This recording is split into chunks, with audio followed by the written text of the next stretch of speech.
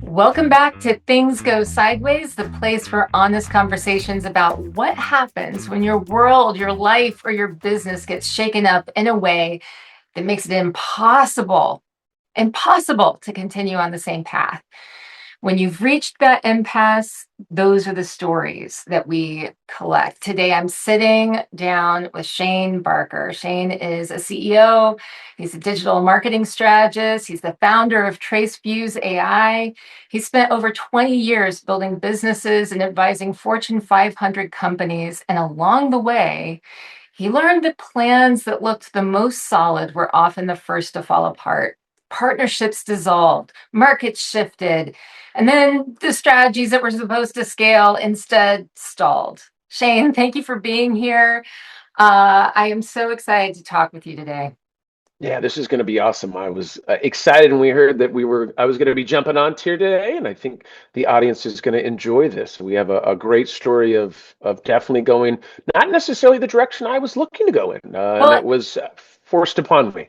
that is a great start because I wanted to ask you about your sideways story or a sideways story because I know you've had several. Yeah, so I mean, once again, I know this is the podcast is only about 30 to 45 minutes. We could spend 3 days together on talking about all the different things that have gone sideways in business, and we always I joke around about all the successful stuff. Like on paper, I look amazing. We don't talk about the 10,000 other failed businesses and the things that made me learn, the type of entrepreneur and the type of consultant that I am today, and the businesses that I built because of that. So what happened so I have kind of give you a little backstory. So I've obviously grown quite a few businesses myself. As I said, we talk about more successes, but now we're going to talk about some of the failures. I had a business called U.S. Loan Auditors, and what it was a business that we were helping people that were put into bad loans. And so what that means is like, if you're, this was originally when I was in Sacramento, California, but what I'm talking about is that if somebody goes and let's say they were going to get a loan, they're offered a 4%. And this is right around 2008. This is when they had the mortgage collapse and all the different things that happened right around that time. And one of the issues is that a lot of people were putting people in bad loans. And what I mean by that, they were incentivized to put somebody in a bad loan. You would get, as a broker or as a real estate agent or a mortgage broker, you would get more money to put somebody in like an arm or something. So that's the premise of the story. And I thought, man, this is kind of unethical. And especially if you don't speak the language, you don't speak English, and so you get an 8%, you thought you were getting a 4%. There's no translator there. There's certain rules and laws that protect consumers. And so what I realized was that a lot of people were being put in these pretty crazy loans, these predatory loans, Yeah. predatory. And so I thought, hey, what do we need to do to kind of fix this, to kind of even the playing field? So what I did, and was thinking, hey, this is the good thing to do, the ethical thing to do, is I was helping these people file lawsuits. And I'm not an attorney, so we had two different businesses.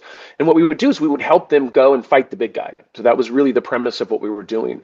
And being young and naive and all the things, I thought, well, hey, as long as we're doing the right thing, we'll get in front of the right judges. The judges will say, yep, clearly nobody was there to help translate. They were offered a 4% through an email. They were given an 8%, and they just sold their house. So they're kind of being put in a bad situation where they had to move forward. So I Yeah. thought, man, this is going to be awesome. Like this is going to take off and people are going to hear about it, and there was definitely a good amount of time where I'm not going to say the hero, but I was definitely looked upon where people were like, hey, this is awesome. You're fighting for the small guy. Because the issue is if you have a house and you lose your house and things are going bad, if you can't afford to pay your mortgage, you're probably not going to be able to hire a big, attorney with, big guns, and it's going to be very expensive to do that. And so Yeah. we thought, well, how do we lower this, right? Make it so that they can have a voice out there. And so that was me flying a little blind, right? Well, not blind, but naive, right? And thinking that, hey, this thing will take off. Well, the crazy part is we had probably 1,600 customers. We absolutely blew up. We were $25 million valuation within 2 years. I had three offices. I had 130 employees. This is all within 2 years. So I'm this thing was just going, right. And I'm looking at this thing and go, man, this is incredible. I'm walking into a 25,000 square foot office, a class A building in Rancho Cordova, California. And I'm looking around going, man, this is like, what just happened? This is awesome. We're really making some traction here. Well, the issue that we ran into, and once again, being naive, I didn't have lobbyists, I didn't have any of these things. I'm just a young entrepreneur, just, trying to do the right thing. Well, the problem is you got to realize it, if you start stepping on people's toes and you start doing things, you have to be very careful on who you mess with, right? Like you're Mhm. probably not going to go in and pop the tire of like the Hells Angels. Like that's not Yeah. recommended last time I checked. But this I thought, well, we're doing the right thing, right? We're really going after and helping like consumers that were put in bad positions. Well, what I didn't realize is that, well, I did realize, but not understand the magnitude of it, is that we were going up against, the big banks. We have Bank of America, Wells Fargo, WAMU, all these banks that have attorneys and have a lot of money and have, a lot more clout than I do and have a lot more pull than I do in certain areas, right? I didn't, and so the Attorney General of California, Jerry Brown, hit us with it's either a 60 or $62 million lawsuit. No, it's like, yeah, 60 or 62 million. I mean, it was 60 plus. Let's put it that way. Insane. That's insane. What was crazy about it was I'm like, man, this is nuts because we were once again doing the right thing. Were we making money? Were we charging people? I mean, we had a business, right? But at the end of the day, what was nuts is that, and the way that things kind of unraveled, to kind of give you a little bit of the story, is the there was people that, we have 1,600 customers. Well, guess what? Not everybody wins, right? It's a court case, and so sometimes you win, sometimes you lose. And so when when would lose, they were obviously not happy about that. But the problem is they wanted to save their house. But once again, we can't guarantee a win, right? I mean, we would never say that we could guarantee a win. So there started to be some people that weren't happy with that, and that's what they really pressed on, was the people that didn't have great results with us. And so that was kind of how they started to unravel it a little bit and say, oh, these people are unhappy, you took money from them. And it's like, well, okay, but they also were able to stay in their house for free for 6 months. Everybody has their own story. But and so that was kind of how they kind of edged their way in. And there's a million other things that happen that we don't have time for on the podcast today. Just know that it was one of those situations that I was very prideful in the beginning. Hey, walking into this office, the success that we've had. I Yeah. mean, we were spending $500,000 a month in mailers. I mean, we were doing Yeah. all these different things, and hey, things were great at it. My own little marketing department as one of the founders, we were doing video, we were doing all this great stuff and really helping people. So I was very, very proud of that. For me, I was more of I just want to help people. That's always been, I grew up with, like hippies and we were like a hugging family. Not that you can't be a bad person if you hug, but I'm just saying, I love Yeah. dogs and, kind of gives you a little bit of a story here. Yeah. And so I thought, we would be good. And then when this happened, it was exactly what you said. I woke up and when this was kind of the stuff was hitting the fan, I'm like, what is going on? Like, how did this happen? Like, what are we looking at here? And the good part was that we had plenty of money because of, the business was successful. And so we had, the top 10, actually at that time, it was the top 10 attorney firm that we had hired to look over all our documentation before that even came from the attorney general. Cause I said, hey, I want to make sure we're doing everything compliant. We're on the up and up. I mean, I knew that we were in a space that we could have some potential problems, for banks and people that have, big dollars and have a lot of clout and have, networks and stuff like that. So that was the hard part. So when this actually came across, it was crazy. Like I was like, man, what is going on? And they also did a really bad negative PR campaign against me as Oh, well. oh, Yeah, because that oh, was how they wanted to kind of turn the ship a little bit, right? To say, hey, yeah. watch out for this guy. And so there was before I used to be up on billboards in Sacramento and like, there's a place called Cal Expo. So I was on these billboards of all good stuff. Hey, we're helping people. This is awesome. We had like a green, like a Scion vehicle that said, don't be put in predatory loans. So we were doing, tons of marketing. And then all of a sudden it was like, oh, watch out for this guy, right? Watch out for these companies. And so that was very hard for me because I take it very personally when somebody attacks me, right? Like I'm a Yeah. very emotional human being. And so and especially when you have people that have big bucks and they just want to take you down and they'll do anything to take you down, even if you feel like it's unfair play. And so that was very hard for me, but it was also a life lesson that I realized is like, man, this whole thing's happening and there's not much I can do about it. And I either have to fight, which you're fighting not something imaginary, but they're huge, right? They've got Yeah. way more money than I have, way more access to different groups and things than I do. And so it was a very humbling experience because I'm a little bit of an Irish scrapper. So it's like, hey, I'm used to like I have no problem with a little fight here and there.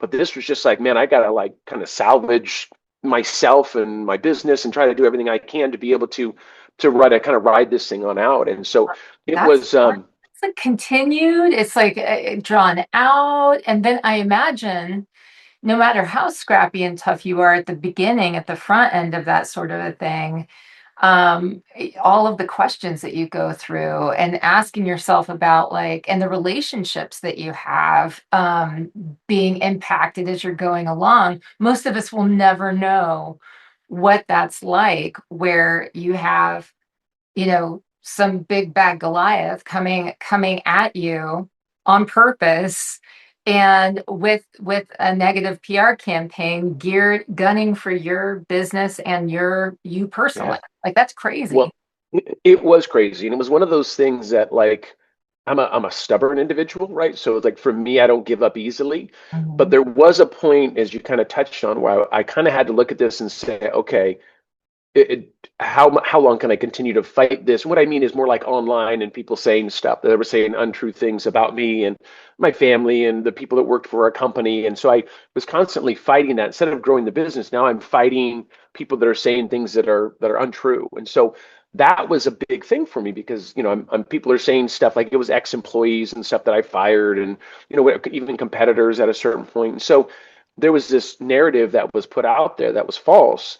But the problem is anybody can, especially when you have these companies that have big bucks, they can say whatever they want and they can bleed you out. I could still win, but they could bleed you out, right? I mean, that's really what it comes down to. They have the money and the resources, and that's why what we were doing on our side was trying to help the small guy that was put into not necessarily the situation we were put into, but put into a bad situation. And so that came back to kind of bite us. And so we thought, man, how are we going to fight this thing? And once again, there's so many other moving pieces that go into this story that we don't probably have enough time to talk about today on the podcast. Yeah. But I can tell you this. So this is a crazy part of the story that I'm actually excited that we're able to chat about today. So I had an attorney. His name is Greg Peterson. Awesome guy. I mean, a great attorney. Very very ethical, but just awesome. And the reason why he's awesome, and I'll explain that here in a second. So what happened was we long story short is they ended up freezing my bank accounts. And they froze all of our personal accounts and all of my business banking accounts. And the reason why that happens obviously is because they want to, it's a checkmate, right? Like, how am I going to be able to continue to do anything if I can't access funds? I can't pay employees. So it was I understand their tactical move on why they did that, but that really obviously affects everything that we do, right? We look bad if we can't do business, and that's Yeah. exactly what happened. So if you think we were good at one point and then we stopped doing helping you, it's like, well, it's not because we were on the run, because I still have the same phone number from literally 15 years ago. It's the same exact phone number, and I stay in the same house, and anyway. So but what was crazy about it is that you have this situation where people are saying these things and you've got to go and you've got to fight that. And so that was the hard part for me, is like, being able to go in and being able to clear my name. So we had some insurance plans, some insurance policies that we put together. And I'll be honest with you, they were these big policies. The guy was a friend of mine's dad that put the policies together. I didn't read them. I'm not going to read a 700-page policy because I wouldn't understand it anyways. Like, really, just be honest. So he put us in these policies. So they go and they freeze our accounts. And once again, other stories behind this, but the idea is they froze our accounts. And so I'm looking at this and like, okay, well, how am I going to survive this thing, right? Well, what was crazy is my attorney says, hey, we went to some of those policies and we went ahead and we emailed those guys directly and said, hey, they just froze his accounts. He needs to take advantage of this policy. Well, all of those companies, those insurance companies said, no, we're not going to give you any money. And I'm like, okay. And once again, I didn't read all the policies, right? So I'm like, okay, I'm assuming that's valid, right? That they're not going to give me any money. That makes sense. And so I went to Greg and he's like, yeah, we reach out to him. But usually what happens in these situations is you have to go and you have to get an attorney to fight the insurance companies. And I'm not saying this is all the time. So they know you're in a situation, right? And so Yeah. now you're going, you don't have the money because they know that your money's running out. They know you're not going to be able to sue them. And I'm not saying, once again, not all insurance companies are bad. I'm just telling you, this is my personal story. So next, we go in and I'm running out of money. So I go to my Greg's like, hey, Shane, I really want to meet with you. So it's like, all right. So I go down to his office and he's like, hey, we're running out of money quick. And I was like, yeah, hey, I can't continue to fight the case. Like, any money that I have, I've got to this has got to go towards my family because I have a business. I don't, like we're in a dire situation here. And so I've got to save this money and take it on myself and, be able to, whatever we do legally, I'm just going to have to fight it and figure out how to go through it. I just, and of course Yeah. you're a sitting duck if you don't have an attorney. Like you're just Yeah. waiting for something bad to happen because I don't know what to say, what not to say. I'm just going to tell you how I feel from my heart and what I feel is like is going on and be honest about things. And a lot of the times you're not supposed to do that. So Yeah. it was, you'd be, it could be kind of in a bad situation. So long story short, or long, I guess. Um, so he files all this stuff, tries to go after the insurance companies and just says, hey, and they all denied it and said, okay, fine. Well, then all of a sudden, Greg reaches out to me and he's like, hey, can you come in tomorrow morning? And I said, yeah, absolutely. And so he said, and I'm a little bit of a smart aleck too. And I said, are you sure? I said, you sure we can meet Greg? Because I don't have money to pay you. And he's like, just get in here. Could be a smart aleck. So anyway, so I go into his office and we sit down. And I said, so what's going on? Because once again, we were already kind of separated. I mean, separated sounds like I broke up with my attorney. He broke up with me. I didn't have money. So he sits me down. He goes, I've never seen this in my life. And I'm like, what do you, what did you see? And he goes, one of these insurance companies came back, apologized, and realized that, you know what, they messed up and they actually have a $3 million policy for you to fight this. And I'm like, as I tell you this, I have goosebumps all over my body. And I'm Oh like, I'm God. sorry, say what? And he's like, yeah, they apologized. They came back and you have $3 million to fight this case. And I was like, oh my gosh. Like I was, I'm pretty sure I probably blacked out and came to, like, I don't remember that part, but I was like, you Got got the to be smelling kidding me. salts. He's like, Yeah, like what happened? Did I get hit? You're like, oh yeah, you got hit with $3 million to fight this thing. So oh the, my the God. way I looked at that was, I'm not a heavily religious person, like I'm not, we can believe whoever helped or whatever, but I do believe that if you're a good person and you do good things, that comes back. I've always been raised that way.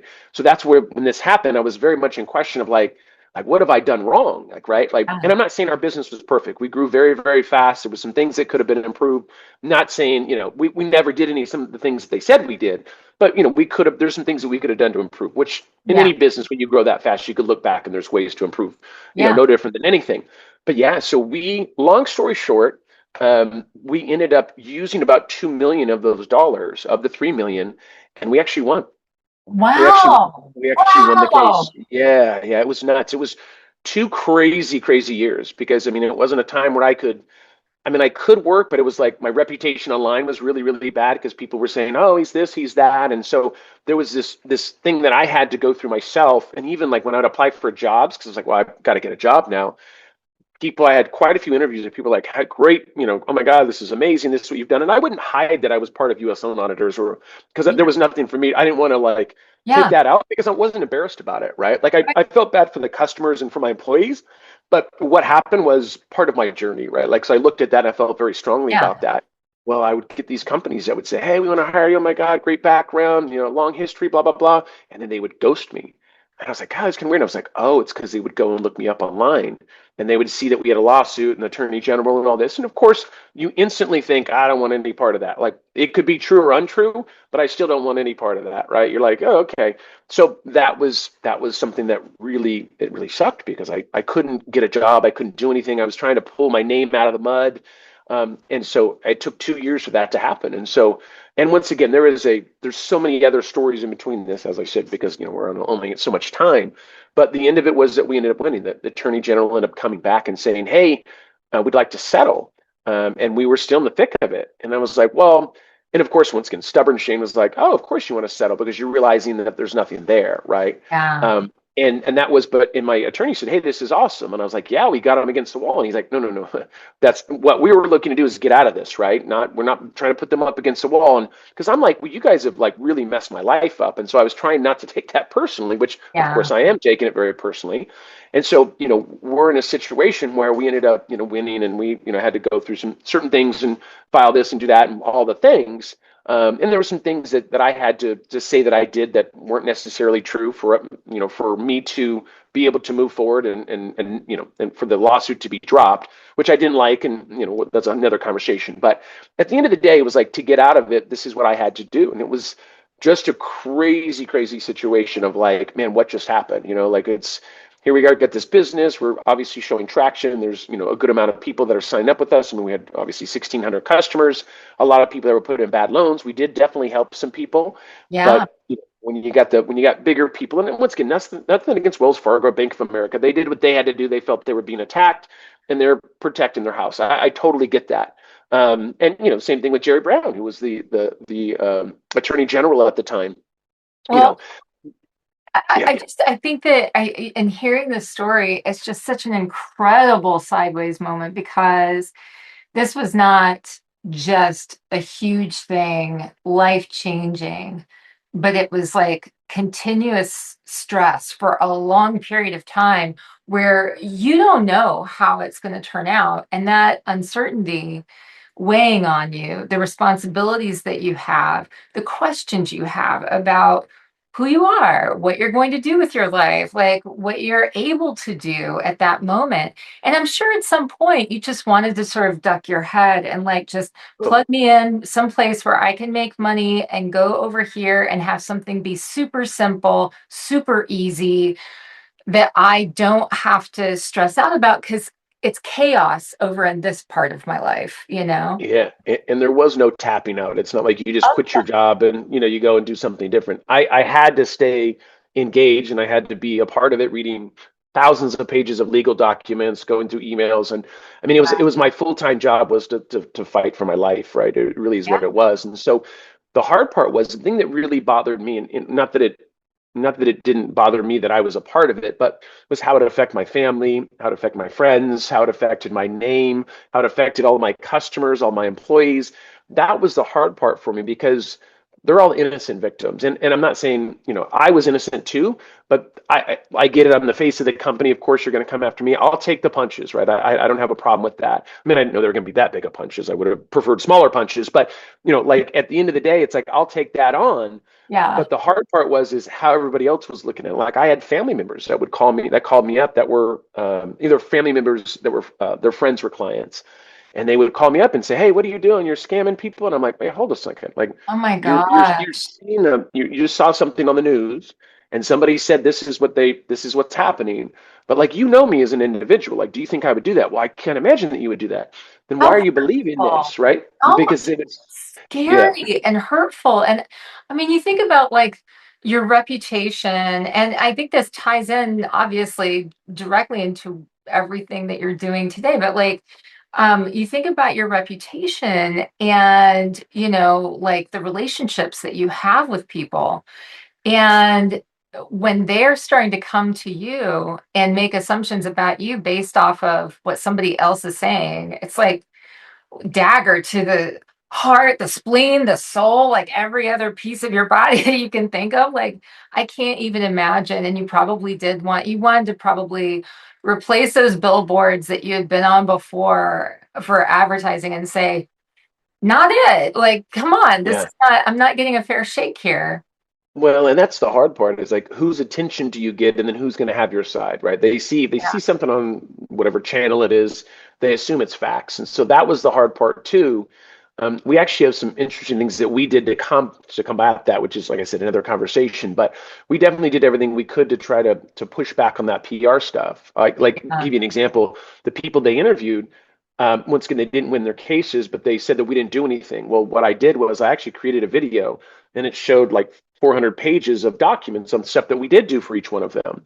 Like there Yeah. was stuff that was filed, there were things that were done. They made it seem like we just took the money and ran off to Mexico. Like that's not true. And so they Yeah. weren't being honest about what happened. They might not like the outcome, but to say that there was nothing that was done is absolutely untrue. So we had to go and kind of fight that and say, hey, didn't win the case, but let me show you what we did do. This, we filed these motions, these things happened.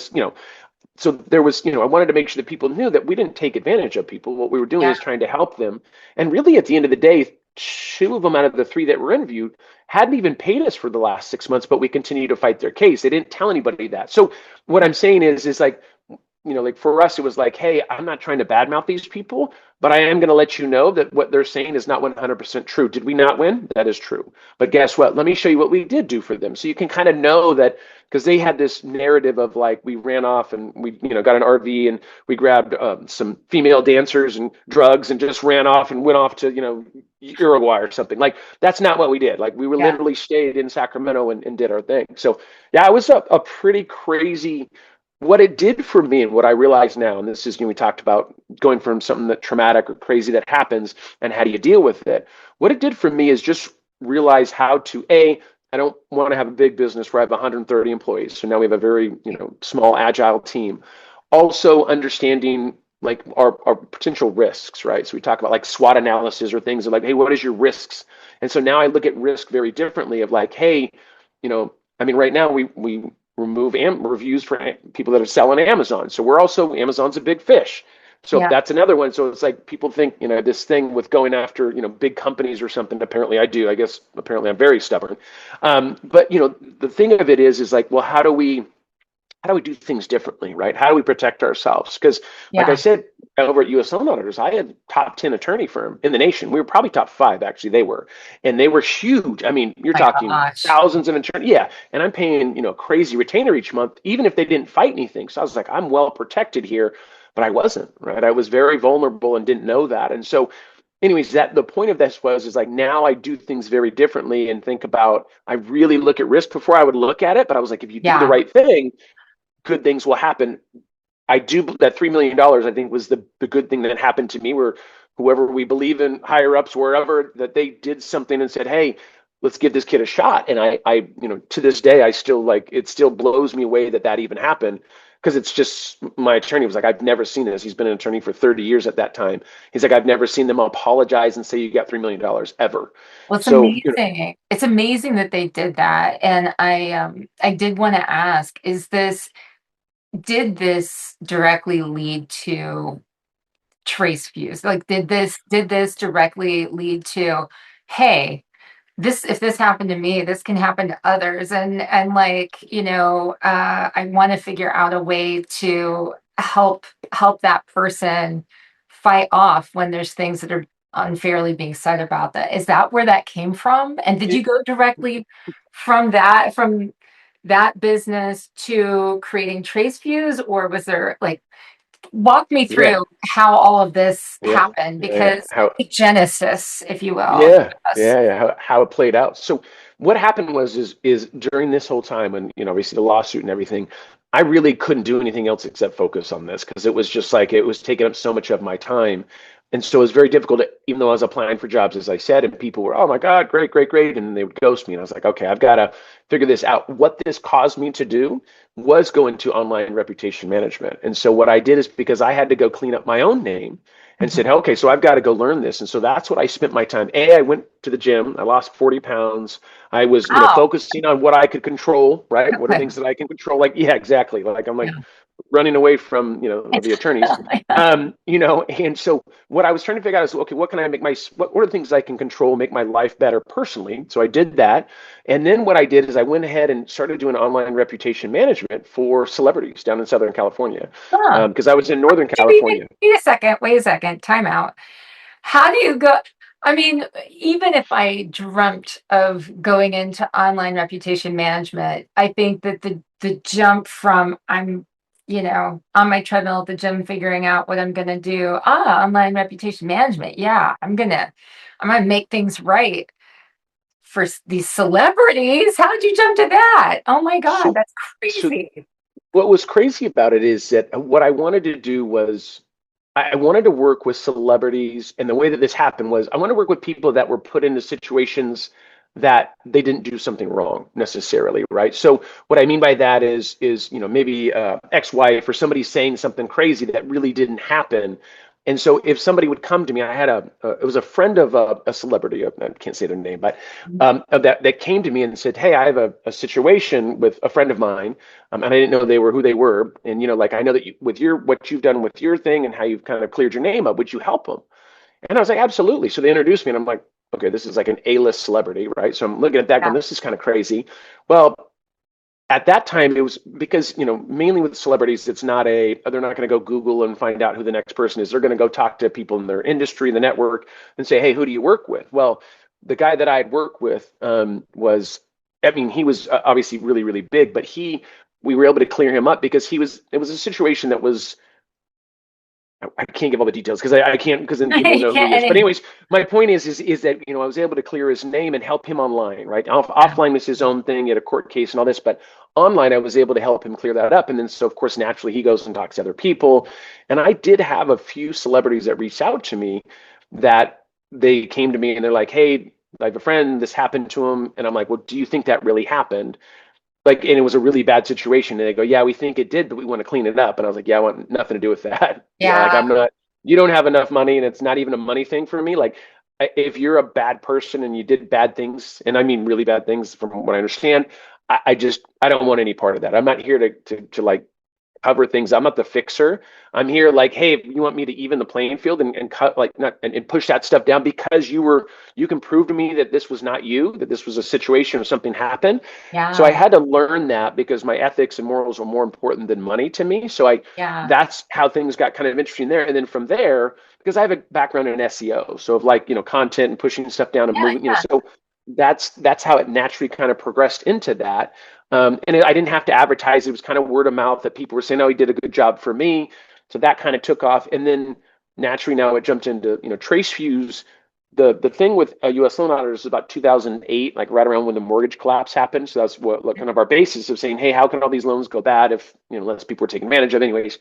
And Trace Shoes has been about 6 years old right now. So we started Trace Shoes, well, I'm going to about 2020 is right when we started to launch. It took about 2 years to figure it out. And now over the last 4.5 years, we have over 700 brands we work with, and I've removed over 17,000 reviews on the Amazon So, platform. so that's fascinating. So, okay, so you went from, and I know this is more like the strategy of like the focus of the business and stuff, but at some point you decide Amazon, right? At some point you decide, I mean, you're deciding what this thing is going to be along the way. And if it's 2020, then we've also got this little thing called COVID that has COVID. everybody and their brother ordering everything from Amazon, you know. So Yeah, like so like how did that impact? I have a million and one questions. There's no way that we're going to be able to cover everything I that told you. I ask you right I now. told you. I know. Well, Yeah. well, the way that I'll tell you how I transitioned to Amazon. So because we were doing, I was working direct to consumer with a lot of brands through shanebarker.com, my main website. And so what happened was I always had wanted to do like a software company, and I was intrigued. And I was like, hey, what are your biggest issues with Amazon? Mhm. And a lot of people said reviews. And so I was a little too confident and said, oh man, here, hold my beer. Like I'll give me 2 weeks. I'll be able to figure that out. Not a problem. Well, it took 2 years to figure it out. It was an ongoing process, and there was a lot of consultants we worked with and really tried to figure it out. We finally ended up cracking the code. So that's how that transition kind of happened into Amazon. Was I had some, direct to consumer customers, and guess what? When stuff hit the fan, they're like, or brick and mortar businesses or restaurants that I was working with, that I'm like, okay, well, how do I protect these businesses as best I can, right? Like Yeah. negative reviews to me aren't necessarily a bad thing. I mean, it sucks for businesses, but a lot of the times it helps you improve your product or your service. So it's not, Yeah. it sucks to see it in a public forum, but I don't look at every bad review you get, you should get Yeah. removed. There's also a Yeah. learning lesson. You got to understand and say, hey, if you own a restaurant and somebody says, you have 5 people that wrote a review about your hostess cussing them out, guess what? She's probably cussing them out. Like I'm Right. pretty sure of it at that point, Right. right? So what I'm looking at is people that maybe were attacked or put in a bad position, or an ex-employee Like that on wrote something. purpose, because you hear about Yeah. this when people are like, Oh, it's like somebody doesn't like them, and so they're get on this vendetta, and they're like, oh, I know what to do. I'm going to crash their business because I don't like them, and so I'm going to get me and all of my friends to go and add a bunch of bad reviews. And you hear those well, stories, you hear that. It, I see it on a daily basis because we see people that either being attacked on Amazon, and this happens on all platforms, not just Amazon, but where people go, you have a competitor that will come and buy your product and give you a 1-star review. They'll get a buyer's account, and they'll Yeah. just give you all kinds of 1-star reviews. Well, guess what? That also flags Amazon that, hey, maybe there's a problem. So they drop you in your sales because they go, well, we don't want anything that, like, I'll give you an example. People will say, oh, I took this creatine and I went to the hospital for 2 weeks. Well, guess what? If enough people say that, and Amazon, hey, there's a problem here. Well, that Yeah. could have been just six different buyers that were strategically placed by your competitor that put that, but everybody went to the hospital, and then all of a sudden they stop you, they freeze you. And guess when this happens? During Mhm. Prime Day or Christmas or when all of your sales come in. So, and I'm not saying that happens with every category, but I will tell you Yeah. the pet supplements and beauty are the where it happens the most on Amazon because Interesting. it's a lower price point. So let's say it's like I always give the example of my dog Bailey, who's 17. She's had the same dog treats, let's say, for 15 years. And I would say my wife has no budget when it comes to dog treats. I can confirm that. I can tell you copious amounts of money are spent on dog treats. So what it is, if Bailey likes, she gets a bag, let's say a month at $30. She's Yeah. 17 years old. She started when she was 2. Do the math. I mean, Bailey is Yes. worth, a few $1,000, $4,000 or $5,000 easily. And so they have a bigger lifetime value, but the amount to purchase the item is a lot cheaper. So ethically, it doesn't make sense. But from an ROI perspective, they go, I can go buy 10 of those bags and Hmm. that cost me $300. I give you 10 one-star reviews. It crushes your brand. And now I'm below you. I go above you now. Right. Right. And they do these strategies. And Suddenly so, Bailey's treats aren't available I anymore. mean, Oh, don't even bring that up because if Bailey hears that there's no treats available, we're going to yeah, have a that would be problem in the house. terrible. My dog's name is Gucci, and I know Gucci has her treat. She's 12, and I Uh, can't even imagine. it would be a very, very, very, very, very bad thing for sure. It'd be just awful. So Definitely. okay, so yeah, so they're able to do this because it's a lower price point to go and buy like these 300 bags and give 300 one-star reviews.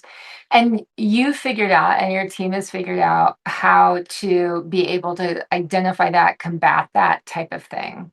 Yeah, that's exactly it. Well, the way I looked at this was, as I said, I'm not just going after reviews that you don't like as the owner because Yeah. there's can be learning lessons there. I'm looking at if somebody attacked you or something happened. Really, what we do is we go after reviews that violate Amazon's own rules. Uh, So we're looking for fraud is one thing, being if somebody a competitor, and then we look at if somebody like customer review, mention a competitor, mention pricing. Those are all things that are against Amazon's own rules. So if you said this is an effing terrible product with effing being a cuss word, well, guess what? We would go in and say, hey, Amazon, we don't want the F word on the platform. You guys have clearly said that in your community guidelines. Can we get this review removed? And then we go through that whole process to get it removed. So it's wow. fraud, but it's also people that, that anything that goes through Amazon's system and it somehow gets through their system, then we go and file cases or send emails to Amazon to get those removed. Just so busy. I bet I mean, like, are you really just like, you have to be busy nonstop? I, I am, and we even have some other stuff that we're creating software wise right now. And I'm a little bit of a, I guess crazy would be probably the right term. For me, I look at ways to. It makes me happy if I can help people and make money. So that's Yeah. always been my thing. Yeah. Is like if I can do good things, and if somebody comes back to me and says, "Hey, because you removed those 5 reviews, I just doubled my sales." Hmm. The money that I make is great, but really what it comes down to is that I just changed somebody's life. Like that now they can feed their family again. Like that for me, it's a lot bigger than just collecting money. I mean, I do like money and I do enjoy Yeah. building a good Yeah. business and taking care of my employees and all the fun stuff. But I really, if I can make an impact, like for me, like give you another example, during COVID, I jumped in and started doing heavy government consulting, which, between us, the government doesn't pay real well. If anybody from the Yeah. government's listening, I still love you guys, but they don't pay real well. But at the end of the day, I'm like, well, if I have something that I could give to somebody that would help save their business during COVID, why would I not do that? Right. Right? Like my own team is like, wait a second, you get paid this, but now down here you're getting paid this. Why are you doing that? Well, because it's not necessarily for the paycheck. It's because I want to be able to give back and help people. And if I can do that, if I can take your restaurant from a brick and mortar, which COVID just said, hey, you got to shut down. If I can get you onto a program where you get DoorDash or get people coming into your restaurant and you can actually, don't have to touch people or talk to people and you can get the food out, like that would save businesses. And so if I know how to do that, why would I not? If you can't afford me right now and your sales are going down, well, of course you can't afford me because your sales are going down. So, Yeah. anyways, that was a way for me to still be able to go out and make a little bit of money and be able to help businesses. So I always look at it from that angle. So trust obviously plays a huge role in everything that you do, and also because of the things that you've shared with me, and all of us today. It's also something that you've had to probably move around and play with what trust means, your relationship to trust in your own life, especially when you were going through all of this turmoil with being attacked and everything, having to defend yourself to people who should know you so well. And you're like, don't you know me? Don't you trust me? Yeah. Don't you? So, this relationship with trust seems to be like front and center in everything that you're doing, like this through line, just going through everything. Um, can you talk to me a little bit about that? Talk to me about your relationship to trust as you were going through, and what you think about it in the work that you do with people today, because I imagine that like, because you're working with people whose companies are going through their own sideways moments, Yeah. where people are challenging how trustworthy they are and how Hmm. trustworthy their products are. You know, I don't know. When you think about trust, what's the role that you see it playing in your life as a through line? Yeah, so trust is like for any of the businesses that I've ever had, it's just pertinent. Like, I mean, you have to trust the person. If I'm selling you on something or telling you we can help you, they're trusting in me, right? And Yeah, that affects a lot of different things, not just their business, it affects their family. So trust is something that once again is hard to earn, but it's easy to lose, right? We talk about yeah, that. So, for me, when I'm looking at trust has been a really big thing. I will tell you when the lawsuit came and all these things happened and friends that thought were friends of mine went sideways, no pun, all puns intended apparently. Like it was a situation where I had to realize, like, first I internalized it and said, okay, why? Like, right, like I'm a good person, I'm doing good things. right. I'm not perfect by any means, but like I shouldn't have this kind of karma. Like, this is not just karma, Yeah, this is karma times 50. So like, what do I learn through this whole thing, right? And so what I did realize through that, I started to, because trust obviously was a big thing, but I did trust in my heart that I was going to get out of this. I just didn't know how, and I didn't know how that journey was going to be, right? Like, was that going to be like me not having any money and me going to jail because I can't fight? Like, I don't, like, I yeah, didn't know. I mean, you talk about the worst thing I had ever done is I got a parking ticket. I got a ticket for speeding once. Like, I'm not. It's if I was like a felon, I'm like, oh great, another thing we know how to fight it. Like, I'm going into territory that I have no idea. So I'm really trusting, I hate to say the system, but I'm just trusting like things are going to happen in my life so that I'm going to get through this. I had to have major trust, kind of blind trust, because I don't know how this thing's going to. There's so many things that could have happened that it would have went this way instead of going this way, right. right? And I didn't even give you all the stories. The big one was that $3 million, obviously, but there was so many other things that if they brought criminal charges against me for whatever reason, that Oh, $3 million would have went away. oh my gosh. And so at any point, I'm like, if they could just file something and that money would have been gone. Now they didn't, I don't know if they knew that, but I'm like, there was so many ways to checkmate me again that I was just kind of like every day I'd wake up and I'm like, ooh, like, are they gonna like what's gonna happen? Were you And you have a little afraid just to even walk outside your door at times? Because like I feel like when things really go wrong, you said it earlier, you said something that I definitely have heard before and I've felt before, which is I'm a good person. I am doing good in this world. I have not hurt anyone on purpose. Like, why is this yeah, happening to me? And yet life does what life does, you know? yeah, It's like it's not always about karma. Sometimes it's just like this struggle that you're gonna go through. Ah, you know? yeah. That's about how it felt on a daily basis. It's funny when people ask me like, how did you get through it? Yeah, And I don't know if I can.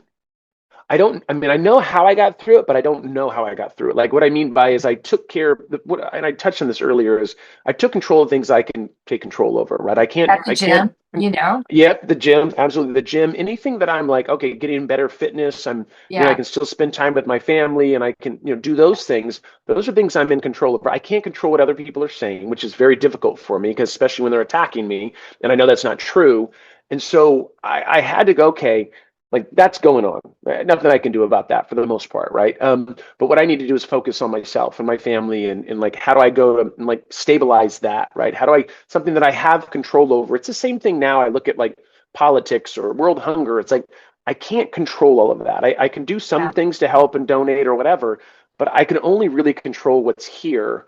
And I don't mean control like everything, but I mean just more of like, if I want to go lose weight, I can go lose weight at the end of the day, right? I don't even need a treadmill. I can go out, walk outside and go walk for 20 miles. Like, so there's ways, things that I'm going, okay, what can I feel like I do have control because all this stuff is out of control, right? I don't have really anything other than having an attorney, but I also had an attorney right before they sued me. So, it's not, there's no guarantees with it. And so I'm taking it day by day, going, okay, Yeah. well, let's see what happens, and didn't get anything about any criminal stuff, even though I didn't do anything criminally wrong. But that doesn't mean they can't file a criminal lawsuit against you or come after you. Like, all this stuff doesn't mean they can do whatever they want.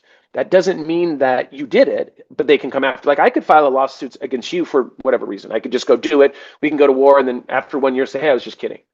Right? Like, I mean, it's Right. crazy like that. Yeah. There's nobody that says, "Hey, you can or can't do that." If I want to file an issue and I think you did me wrong, we can go down that road. But of course, if I have billions of dollars and you don't have billions of dollars, in That theory, I'm road going to might be win. In short. theory, Yeah. yeah, you come up a Yeah. little short. So, Shorter road, um, driveway. yeah, absolutely. Yeah, I don't know. I think about this and I think it's kind of incredible, your story. I imagine that with AI, it's just enhanced the speed of everything and the amount of everything, because I know that with your solution and with your services that there's an AI component that can be built in to fight. I also know that that's probably also needs to be there because the AI is going to be pummeling people with bad review. I mean, it's like this not virtuous cycle. It's just this ongoing thing that's going to continue and continue. And so I don't know, like when as you're building now, I'm going to ask you for your vision of the future at this moment. Where do you see things going at this moment? Understanding that, things can go sideways, but from here, what's your vision for where things head next? Yeah, I mean, for myself or Yeah. AI or For, both. for you, for you, For me, for for me. you, your business. Yeah. Yes. Yeah. So for me now, my goal is to continue to help people. We have Trace Shoes, obviously, it's all Amazon focused. We do, Mhm. US, Canada, and UK are the three platforms that we focus on. We actually are going to be doing some more in the online reputation management space. We have some other company softwares that we're creating to help people on Google, and to help on another different other platforms where people maybe have, reviews have been put up there by employees or somebody that doesn't like them or a competitor. So we really want to start evening the playing fields there as well. So, my thing is, I'm still a firm believer in, if you do good things will happen. Not Doesn't have to be all good things. Bad things can happen. I mean, I'm very have a clear case of that, of being sued for $60 million. Yeah. But at the end of the day, I just look at it like, I still haven't. My values are still the same. I still want to do good, and I still want to help people, and be able to make money doing that. And so that is my goal. I'm going to really catapult what we've done at Trace Shoes with our 700 brands, and really bring that to the forefront. And I really, really want to, and I say clean up, but what I mean is I want to add some more transparency to the online reputation management space, because I do believe it feels a little cloak and dagger and a little like you're hiring a company, you don't know who it is. My goal is to really take that on, and to help companies at a decent price. I see a lot of these companies that are charging just crazy amounts of money, and what really bothers me is they're taking, not all of them, but they're taking advantage of people because they know they're in a bad position, and they Yeah. know they can close them at a higher rate, right? They can charge you $1,000 to remove a review because you're in a bad position. And I don't like that, right? Because I know what it costs, and it doesn't cost anything close to $1,000. So if I Yeah. can offer that at half the price or a third of that price, that's what I want to do, because I do understand, because I've been through it, right? Yeah. Myself. Like, I understand how badly you wake up and how much these reviews can really mess you up from mentally and physically. And so for me, I'm looking at this thing going, okay, how can I make this economical? No different than we did at US Loan Auditors for other people that were taking advantage. I can still make a decent wage and still make some money and set proper expectations and have the same results as somebody that's coming in and gouging somebody. So, I don't like that. Like, I like, I understand making money. I'm not saying you shouldn't make money, because you could, Yeah. but going in and knowing that their back's against the wall, the same way these people were putting mortgages where their back was against the wall. They were offered this, sold their house. They have to take this. There's no Yeah. other options. They just sold their place. So that, to me, when you leverage people like that, I'm not a fan of that at all. And Price so, gouging. don't need to do that. Right. No, Yeah. no, you can still make money and still they look at I think more of a like the from the financial aspect. I look at it like, can I help you? Right? Right. And can I be realistic about what I think that expectation is at what we can do and what we can't do? And so Yeah. my goal is to jump into the industry and get the prices down to a point where people can trust us. And once again be able to make some good things happen for those folks. If there's somebody who's listening to this story and they're going through something that as odd as it may seem with this story, but they have a plan that just fell apart. The market just shifted underneath them. They're being sued for an amazing amount of money and they don't know what they're going to do. Without giving them a formula or a promise, what feels honest to say to them right now? This is what I say, and this is going to be probably the oddest answer that you've ever heard from anybody. Congratulations, because guess what? Now you have some room to grow. Right. And you might not realize that when it's happening, because I can tell you the minute I got hit with that lawsuit, I didn't look at this like, oh, look at I can be a flower and grow. That wasn't what I thought about it, right? I was looking at this going, Wrinkle. oh, damn. Like, what am I going to do? Yeah, like where this thing just blew up. Like, what is going on? Like, what is happening, right? I'm trying to assess the damage from being attacked, right? So, what I would tell people is what you really want at the end of the day, not what you really want, but the way you need to look at it is how can I grow from this situation, right? Yeah. Because my businesses, because of that, now, I would never take that back because it was a very big learning lesson. Now, I wish my family didn't have to go through it. I wish my employees and my customers didn't have to go through that. But there was nothing I could do about that. It happened. It was like it was nothing I could have done. The way you look at this is once again, how do you grow from this, right? I know that's very cliche, but how do you grow from this? Like my online reputation management business wouldn't have happened unless I need to clean up my own name. Now that's an expensive lesson. I could have gone to any college in the world for way under $60 million, but like I could have gone anywhere and learned that. But what I did learn was, okay, how do I apply what just happened to me and all of my businesses moving forward, even though I was helping people here, and now I've really it's helped me with clarity and focus on how I can even help people even more on other places where people were being taken advantage of. So what it did, it only made me more powerful and more, I guess, strong in what I've learned through that whole process.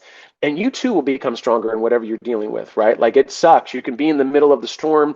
It always helps to have other people outside of the storm that are helping assess what you got going on. But you can make it. I mean, I'm telling you, I did, and once again, it wasn't easy, but we did make it through. The biggest thing, what I would do is figure out what you can control. What are Yeah. you in control of? Right? What are some things that you go, hey, out of these 10 things, I can't control these 8 because it's ex-wife, ex-husband, attorney general, whatever that is. But how can I focus on my health? I can focus on losing some weight. I can do the things that I say, hey, listen, these are all things that nobody can stop me from doing, right? Because I still have this and I want to value this and take care of myself as much as I can.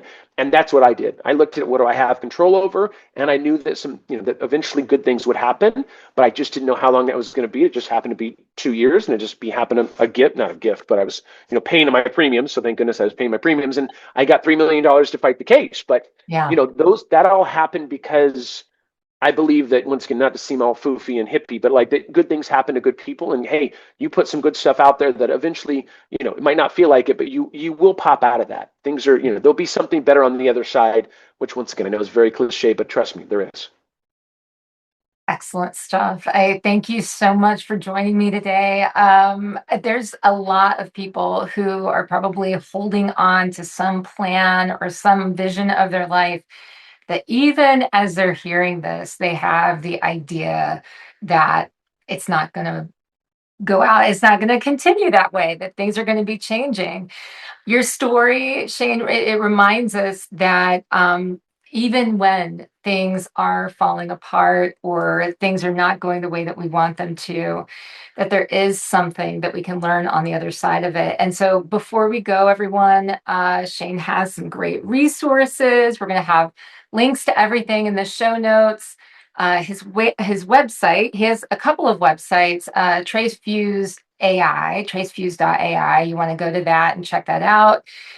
Learning hub that's there, ways to connect with him directly, shanebarker.com you want to go to. And I suppose they can check you out on LinkedIn too. I am very active on LinkedIn. Yes, I do about 600,000 impressions a month. So I'm crazy active there. So please reach out at any time. Just go into LinkedIn, put in Shane Barker, and I'll probably be at the top, hopefully. All right. So look, you don't have to resolve everything, all the things today. You just have to stop pretending. That's enough for now. And remember, when things go sideways, everyone, that's where the real story begins. Thank you so much. Thank you.